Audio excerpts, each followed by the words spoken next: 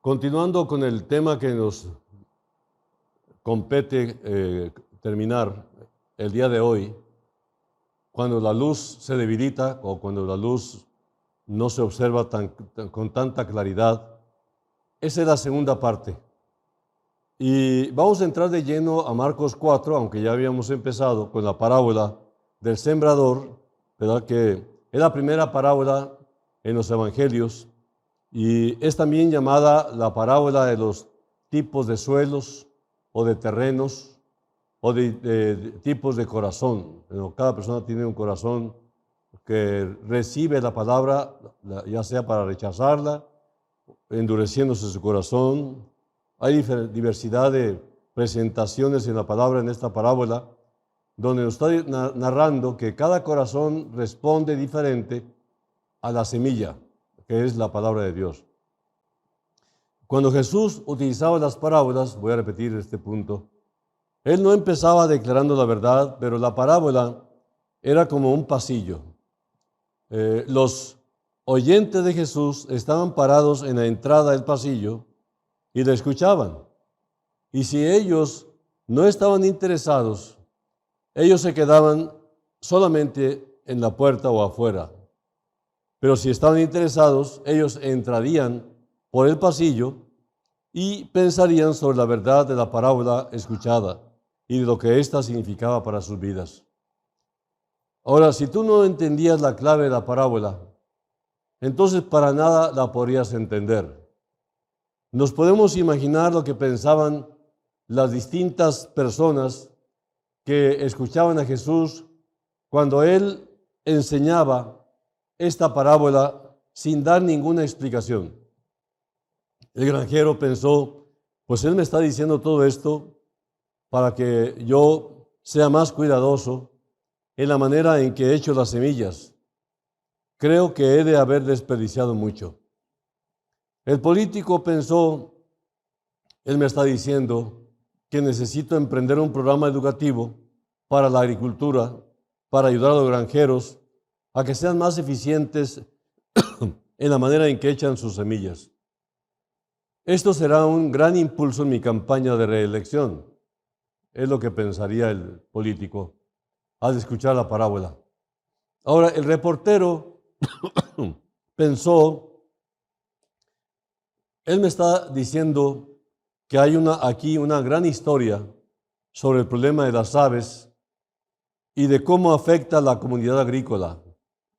Esa es una gran idea para una serie de reportajes en la prensa, dado que los pájaros están dañando la siembra al quitar la semilla. El vendedor habrá pensado, él me está alentando para vender mejores fertilizantes, porque yo podría ayudar a granjeros como ese más de lo que cree si utilizara mi producto. Pero ninguno de ellos podía entender el significado espiritual, sino hasta que Jesús les explicaba a ellos la clave. El sembrador es el que siembra la semilla, el que siembra la palabra, porque la semilla es la palabra. Si pierdes de vista la clave, pierdes de vista toda la parábola. Si crees que la semilla representa dinero, entonces pierdes de vista la parábola. Si crees que la semilla representa amor, pierdes de vista la parábola. Si crees que la semilla representa trabajo duro, entonces pierdes de vista la parábola. Solamente puedes entender la parábola al entender la clave. Y la clave es que el sembrador salió a sembrar. El sembrador es el que siembra la semilla, el que siembra la palabra. Para que no se conviertan, dice aquí, y les sean perdonados los pecados, dice la parábola. Al citar el pasaje de Isaías 6, 9 y 10, que es lo que Jesús está aquí explicando, Él dice el por qué Él utilizaba las parábolas y se basaba en el profeta Isaías y ofrecía a sus oyentes la oportunidad de profundizar y encontrar la verdad o el hacerse los desentendidos para no ver hacia una historia interesante. Entonces, por lo tanto, ellos podrían haber evitado una condenación más grande al haber rechazado una verdad sencilla de entender. Leamos el pasaje de Isaías citado por Jesús. Dijo: anda y di a este pueblo, oíd bien y no entendáis, ved por cierto, mas no comprendáis. Engruesa el corazón de este pueblo y agrava sus oídos y ciega sus ojos, para que no vea con sus ojos, ni oiga con sus oídos, ni su corazón entienda, ni se convierta y haya para él sanidad. Anda y di a este pueblo, oíd bien y no entendáis, ved por cierto, mas no comprendáis. Dios le dijo a Isaías que fuera y le predicara a un pueblo que no respondería, para que su culpabilidad fuera asegurada. Todo esto hubiera sido evitado si hubieran tenido un corazón, por lo menos para oír, ya que el oír trae la fe, y la fe te hace invocar el nombre del Señor, y al invocar el nombre del Señor te vas a salvar. Ahora, dice además el versículo: ni su corazón entienda, ni se convierta, y haya para él sanidad. Esto muestra que lo que la palabra de Dios puede lograr cuando se recibe con los ojos abiertos, los oídos abiertos y el corazón abierto. Trae entendimiento a nuestros corazones este conocimiento. Nos hace volver y trae sanidad a nuestras vidas. Si estás bajo la palabra de Dios y estas cosas no te están sucediendo, entonces pídele a Dios que trabaje en tus ojos, que trabaje en tus oídos, que trabaje en tu propio corazón. Jesús no utilizaba las parábolas para cegar a las personas, sino porque ellas ya estaban ciegas de antemano y con un prejuicio terrible no daban oportunidad ni siquiera al beneficio de la duda. Deseaba el Señor atraerlas a esas almas, pero esas almas estaban tan endurecidas que no quiso gastar su mensaje en gente que no quería. O sea que Él quería interesarlos, pero no quisieron. Y esto cerró toda oportunidad. No es que no puedan, es que no quieren. A la luz de esto, ¿qué tan bendecidos son aquellos que entienden las parábolas de Jesús? No solamente obtienen el beneficio de la verdad espiritual ilustrada, sino también muestran en alguna medida algo de sensibilidad al llamado del Espíritu Santo. Dice en el capítulo 4, versículos 13 al 20, donde el Señor nos da ahora la explicación. La parábola del sembrador es explicada exclusivamente a los que tienen interés, que son los discípulos. ¿No sabéis esta parábola? ¿Cómo pues entenderéis todas las parábolas? Jesús consideraba esencial esta parábola para entender sus otras parábolas. El sembrador es el que siembra la palabra. Jesús dijo que la palabra de Dios es como una semilla. Se planta en nuestros corazones y luego tiene el potencial de llevar fruto. Pero no toda semilla crece para ser una planta que lleva fruto. El tipo de suelo en la que cae es lo que hace la diferencia. Lucas 8:11 dice: esta es pues la parábola. La semilla es la palabra de Dios. Aquí aprendemos otra cosa. Es por medio de la predicación que la palabra es sembrada. Puedes estudiar la semilla, categorizar la semilla, analizar la semilla o aún amar la semilla, pero si no la siembras, nada crecerá. La semilla se queda sin fruto y no se reproducirá. Las personas junto al camino son duras hacia la palabra de Dios y ellas no permiten ningún lugar para que la semilla de la palabra esté en sus vidas. Y esta nunca entra. Es que el terreno está tan endurecido que la semilla quedó en la superficie, no pudo penetrar. Entonces vienen los pájaros del campo, del cielo, mejor dicho, y vienen y se comen la semilla que está a la vista. Es decir, la gente endurecida oye, pero no se apercibe, oye, pero no se apropia, no deja que entre la semilla. Y estos son, dice la palabra, asimismo, los que fueron sembrados en pedregales, los que cuando han oído la palabra, al momento la reciben con gozo, pero no tienen raíz en sí, sino que son de corta duración. Este corazón empedernido también es realmente alguien que tiene la oportunidad, pero no la aprovecha. Pero es diferente al terreno endurecido o al corazón endurecido, porque tiene un poquito de tierra y la semilla cae y se sumerge, pero abajo está el pedregal y no le permite echar raíces. Algunas personas son como el suelo que es pedregoso, pero que está cubierto por una capa superficial de tierra. Y estos reciben la semilla de la palabra con un chispazo, con un destello de entusiasmo, el cual se consume rápidamente. La religión que nace de una mera emoción morirá cuando la emoción termine, dice Charles Spurgeon. Los que fueron sembrados entre espinos, los que oyen la palabra, pero los afanes de este siglo y el engaño de las riquezas y las codicias de otras cosas entran, se ahogan en la palabra y se hace infructuosa. Algunas personas son como la semilla que cayó entre los espinos. Estas reciben la palabra, pero permiten que los intereses y afanes de este mundo la ahoguen. Y estos son los que fueron sembrados en buena tierra, los que oyen la palabra y la reciben y dan fruto a 30, 60 y a 100 por uno.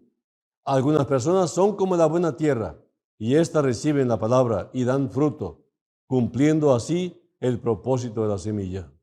Esta parábola muestra que cuando la palabra es recibida de la manera de que debe ser recibida, algo sucede. Se produce fruto, mucho fruto. Si nada sucede, entonces la palabra no está siendo recibida como debiera. Ahora, viniendo ahora al capítulo 4, donde estamos, pero leyendo del versículo 21 al 23, aquí vemos la responsabilidad de aquellos que entienden bien la palabra de Dios. Ellos son responsables de exponer y publicar la verdad, esto es, publicar la palabra de Dios. Dice el versículo 21, también les dijo, ¿acaso se trae la luz para ponerla debajo del almud o debajo de la cama? ¿No es para ponerla en el candelero? Porque no hay nada oculto que no haya de ser manifestado, ni escondido que no haya de salir a luz. Si alguno tiene oídos para oír, oiga. Dice aquí, porque no hay nada oculto que no haya de ser manifestado. Por su misma naturaleza, la luz debe ser manifestada. Dios promete que será revelada. Que no haya de salir a luz, no debemos esconder esa luz. Que no haya que exhibirla, pues esto es algo contrario a lo que el Señor dice. Tienes que exhibir esta luz, porque esta luz es lo que abre el entendimiento, es lo que abre la oportunidad de la gente. La luz es la palabra. Y si tienes la verdad de Dios, tú tienes una responsabilidad solemne de esparcir la verdad en cualquier forma en la que Dios te da la oportunidad. Es como alguien que tiene la cura para una enfermedad mortal. Este tiene la responsabilidad de propagar la cura. Dios no encendió tu lámpara para que pudiera permanecer escondida. Tú tienes que ser luz en medio de las tinieblas. Pero la luz que ya posees, porque eres un creyente profeso, entonces no la debes esconder, porque eres luz en el mundo.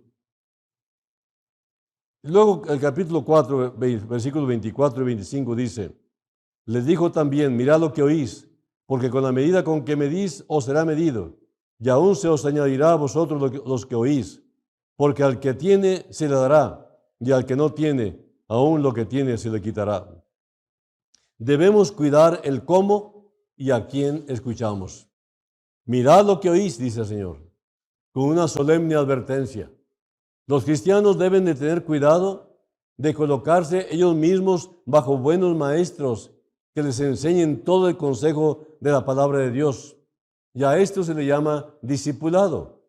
Jesús me dijo que mirara lo que oís, y sé que esta iglesia enseña todo el consejo de la palabra de Dios. Es lo que diría un candidato a discípulo. Con la medida con que medís, os será medido. Este es el por qué es importante. El mirad lo que oís. Dios no responderá en la medida, Dios nos responderá en la medida que nosotros respondemos a Él y a su palabra. Carlos Spurgeon dijo, el que oye la palabra tendrá medida por medida, y la medida será su propia medida. Y funciona de esta manera. Con aquel que no tiene interés en el Evangelio, la predicación del Evangelio le parece poco o nada interesante. Con aquel que quiere hallar culpa en la iglesia o con el predicador, ellos van a encontrar con toda seguridad mucha culpa. Por otra parte, la parte más bendecida, aquellos, vamos a decir, que tienen hambre y sed de Dios, de encontrar buena comida, aquellos que quieren la verdad sólida, recibirán mucho de un ministerio fiel. Dice, todavía continúa, dice, y aún se os añadirá a vosotros los que oís.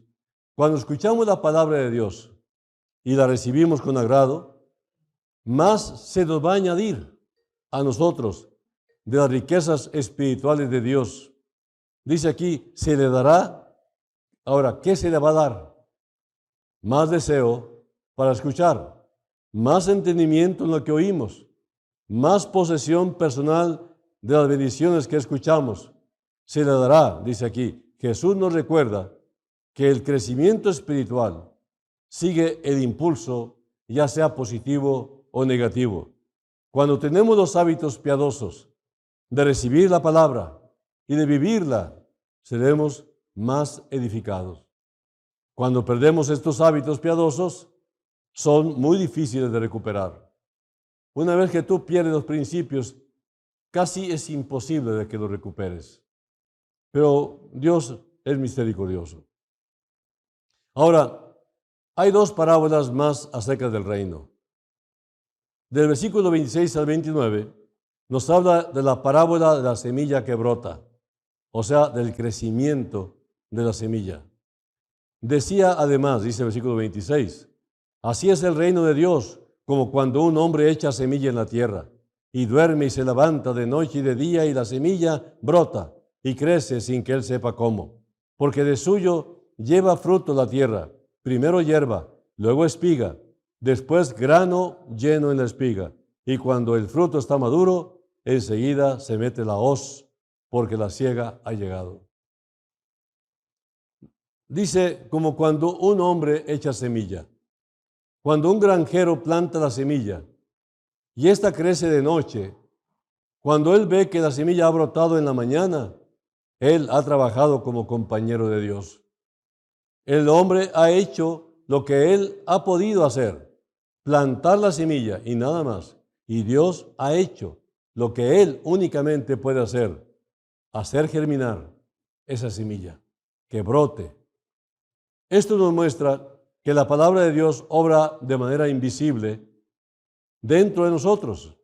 Dios promete que su palabra cumplirá el propósito por el cual la manda, como dice Isaías 55:11. Así que cuando escuchas la palabra, esta obrará en ti con toda certeza, aun cuando estés dormido. Esta obra en ti espiritualmente, de una manera que es invisible para nuestros ojos. El secreto del crecimiento está en la semilla, no en el suelo, ni en el clima, ni en el cultivo. Eso ayuda, por supuesto, pero la semilla espontáneamente obra de acuerdo a su propia naturaleza. Sin que él sepa cómo, dice. Cómo exactamente la semilla crece. Eso es un misterio para el granjero. a pesar de que crece por medio de un proceso que él no puede ver o completar o completamente dar por hecho, él tiene fe en el proceso de crecimiento. Así es con el reino de Dios. Nosotros trabajamos en compañerismo con Dios, pero el verdadero trabajo se deja para Él. Nosotros confiamos en el proceso que no podemos ver o comprender enteramente. En Montemorelos, que es famoso por la naranja, la producción de naranja, hay huertas muy alejadas del río. Hay huertas que están alejadas de las acequias de las presas. Y el agua no llega a esos lugares. Entonces, a esos lugares, a esas huertas o a esos sembradíos, se les conoce como temporales. Es decir, están en espera de que Dios arroje lluvia en esta región, en el tiempo que Dios quiera. Así que es un temporal, porque por temporada llega la lluvia, viene el grande fruto que son las naranjas y el maíz. Es increíble. La gente siembra con la esperanza de que va a cosechar, pero está tan alejado del río y tan alejado de las lluvias y de la sequía que realmente uno dice imposible que venga fruto, pero ellos esperan y Dios les manda lluvia para llenar los estanques alrededor del tronco del árbol. Nuestro Señor lo hace todo, pero a través del creyente que pone por obra lo que el Señor le instruye, lo que Dios le enseña. Como la semilla, la palabra de Dios tiene un poder misterioso y escondido. La siega ha llegado, la cosecha ha llegado. De la misma manera que un campo de cosecha puede pasar desapercibido cuando se acaba de sembrar, pero que no puede perderse de vista cuando madura. Y así es el reino de Dios. Tiene comienzos pequeños y su raíz puede ser pequeña, pero cuando Dios desarrolla la obra, esta está a la vista. Jesús toma algo tan pequeño, algo tan insignificante como una semillita, la entierra el sembrador y hace que salga algo tan glorioso de nuestro Dios. Por lo tanto, nunca debemos de despreciar el día de los pequeños eventos. Como dice Zacarías 4:10 en la Nueva Versión Internacional, cuando vean la plomada en las manos de Zorobabel, se alegrarán los que menospreciaron los días de los modestos comienzos. Estos son los 7 ojos del Señor que recorren toda la tierra. Y luego vemos la semilla de mostaza, la parábola de la semilla de mostaza en versículos 30 al 34. Decía también, ¿a qué haremos semejante al reino de Dios? ¿O con qué parábola lo compararemos? Es como el grano de mostaza que cuando se siembra en tierra es la más pequeña de todas las semillas que hay en la tierra, pero después de sembrado crece y se hace mayor de todas las hortalizas y echa grandes ramas, de tal manera que las aves del cielo pueden morar bajo su sombra. Con muchas parábolas como estas, les hablaba la palabra del Señor, conforme a lo que podían oír. Y sin parábolas no les hablaba, aunque a sus discípulos en particular les declaraba todo. Crece y se hace la mayor de todas las hortalizas y echa grandes ramas. Aquella pequeña semillita realmente puede resultar insignificante, pero algunos tienen esto como una hermosa ilustración de la iglesia creciendo tan grande que provee refugio a todo el mundo. Pero esta planta de semilla de mostaza ha crecido en una enormidad y alberga incluso a las aves del cielo. Y continúa, dice, aunque a sus discípulos en particular les declaraba todo. Dice un comentarista, esto no necesariamente implica que la multitud no entendía nada, sino que solamente Jesús, al hablar más, hacía que sus discípulos entendieran mejor. Y luego vemos un evento interesante en el 35 al 39 de Marcos 4. Jesús calma la tormenta en el mar de Galilea.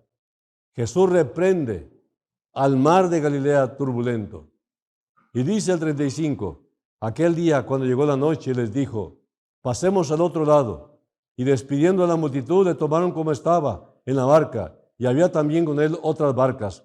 Pero se levantó una gran tempestad de viento y echaba las olas en la barca de tal manera que ya se anegaba. Y él estaba en la popa, durmiendo sobre un cabezal. Y le despertaron y le dijeron, Maestro, ¿no tienes cuidado que perecemos? Y levantándose, reprendió al viento y dijo al mar, calla, enmudece. Y cesó el viento y se hizo grande bonanza. Dijo el Señor, pasemos al otro lado. Jesús les hizo una promesa a sus discípulos. Dijo, vamos a pasar al otro lado del mar. Él no dijo, vamos a perecer en medio del mar de Galilea.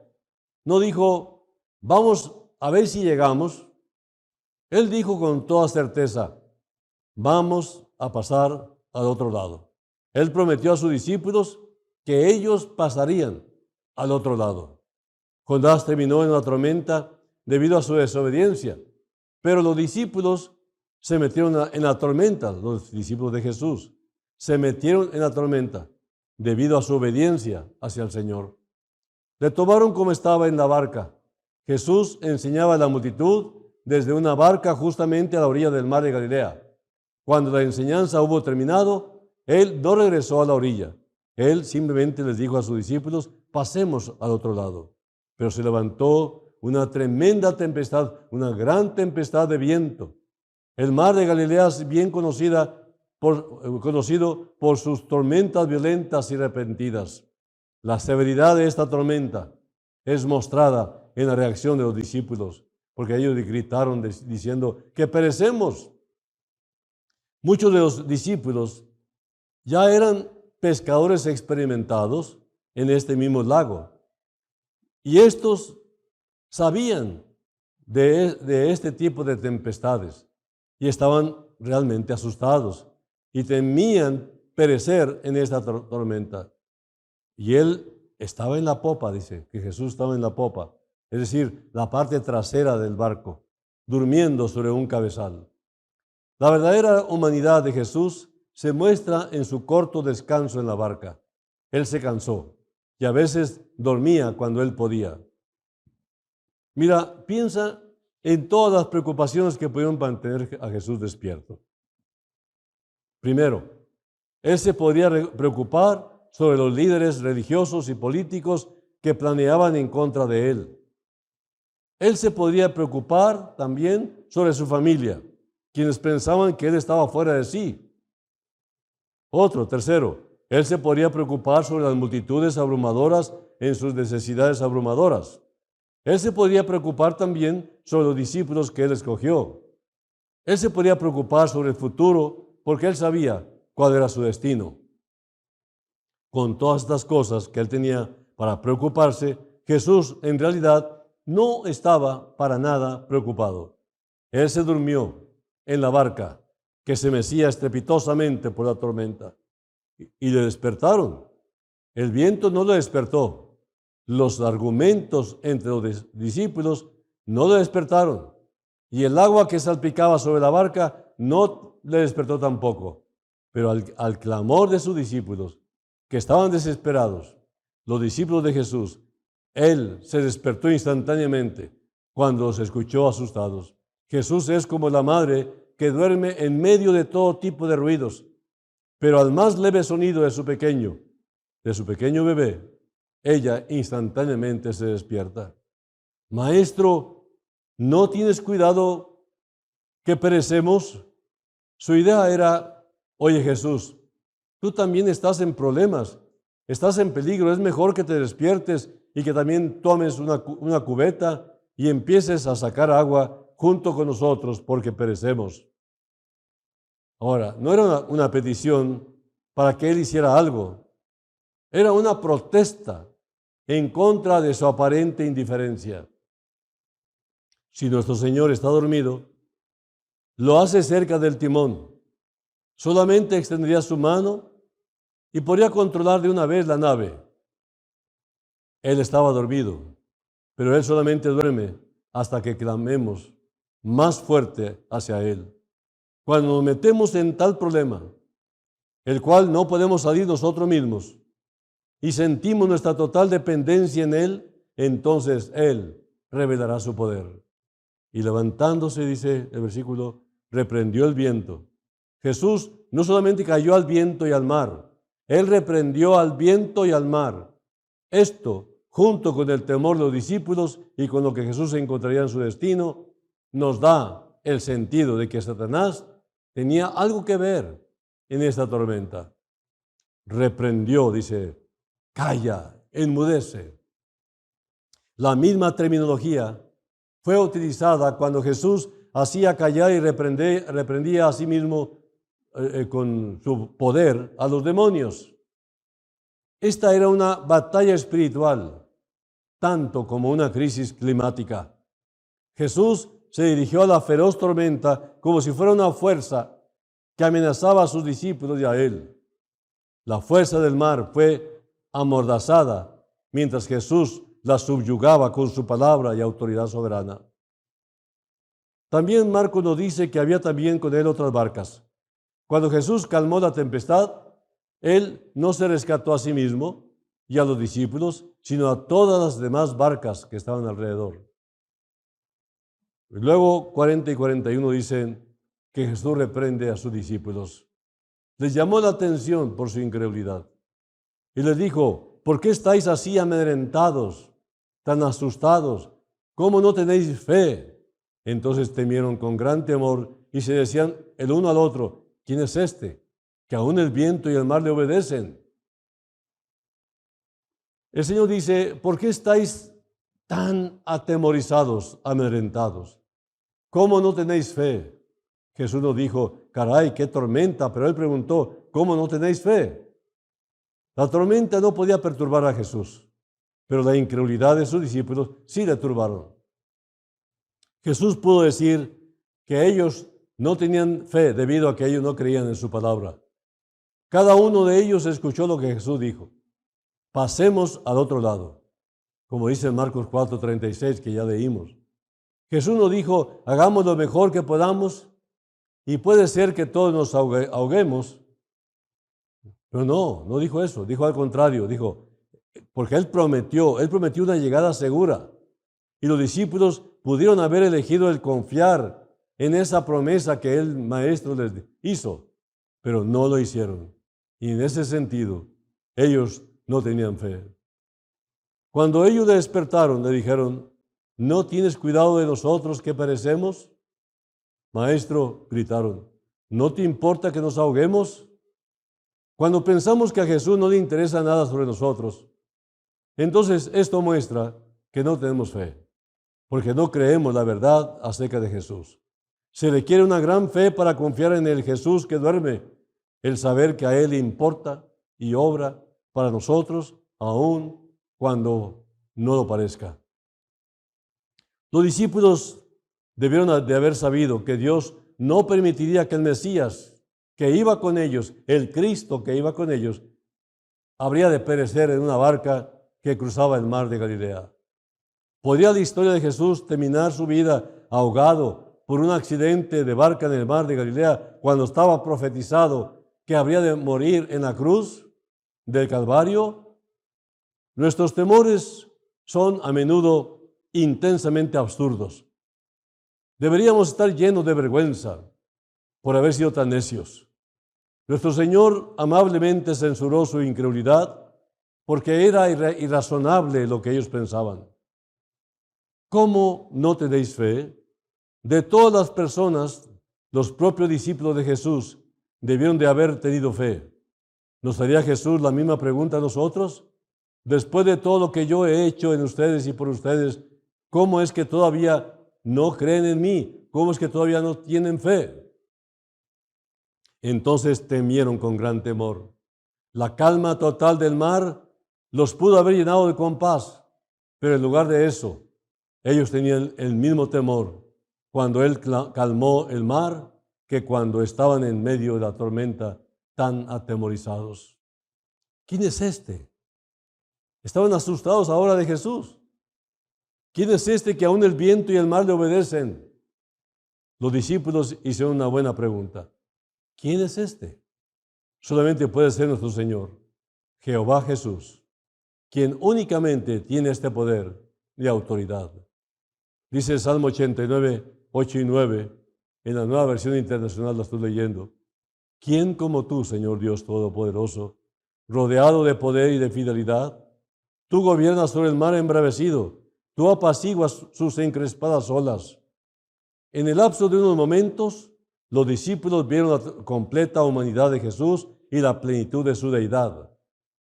Ellos vieron a Jesús por quien Él realmente es, verdaderamente hombre y verdaderamente Dios.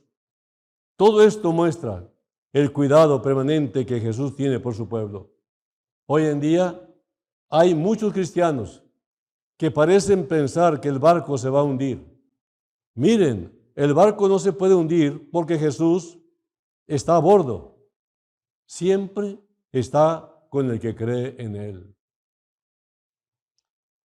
Lo que Jesús quiere hacer con nosotros y contigo en lo particular es darte a entender que Él es real y que todo lo que Él prometió está comprometida su propia deidad, su propia divinidad está comprometida con las promesas que Él hizo.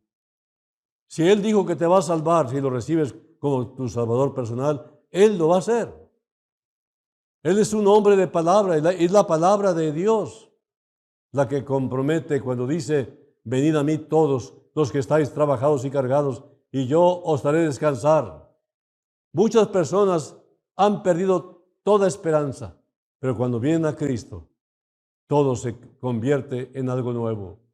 Y entonces los que estaban emproblemados regresan al camino donde partió el problema y restauran su vida. Hay miles de testimonios de gente que regresaron a sus hogares después de haberlos abandonado. Y todo por el poder de Jesús en sus vidas. Jesús, del que estamos hablando, Él dijo, ¿estás buscando la vida? Yo soy la vida. ¿Estás buscando la verdad? Yo soy la verdad. ¿Estás buscando el camino verdadero? Yo soy el camino. Y entonces, cuando tú recibes a Cristo, estás recibiendo la verdad, el camino y todo lo que Él te promete. Yo soy la verdad. Yo soy el camino. El yo soy es la expresión para Jehová o para Yahvé. Significa yo soy. Y esta expresión por primera vez se dio cuando Moisés dijo, a nombre de quién voy a hablar con Faraón para que libere al pueblo de Israel. Y Dios le dijo, ve y dile que yo soy, te mandó. Y yo soy significa Jehová o Yahvé. Y el yo soy, que tanto pronuncia Jesús, es Jesús, Jehová. Jesús mismo es el Creador. Él es el que vino y tomó forma humana. Él fue colocado sobrenaturalmente en el vientre de una mujer virgen, María, una señorita que estaba desposada con José, y José la respetó para que el plan de salvación se cumpliese a través del nacimiento virginal de nuestro Señor Jesucristo, para que no tuviese ninguna relación con Adán, el Adán caído que todos nosotros estamos sufriendo. Cuando venimos a Cristo recibimos el nuevo Adán, y una vida nueva es la que empieza cuando Jesús toma posesión de nosotros. Amigo, no te pierdas esta oportunidad. Date esta oportunidad, por lo menos pruébalo. Y te vas a dar cuenta que Jesús es real y que Él puede cambiar total y radicalmente tu vida. Dios Santo, todos los que clamen tu nombre, sálvalos y muéstrales, Señor, que solamente entregados a ti Solamente rendidos a ti es como experimentarán una vida nueva. En el nombre de Jesús, ayúdalos. Amén. Bueno, seguiremos con el tema la próxima semana, con el favor de Dios, y ojalá y puedan compartir este video a todos los que están cerca de ustedes o lejos de ustedes. Que Dios los bendiga. Hasta luego.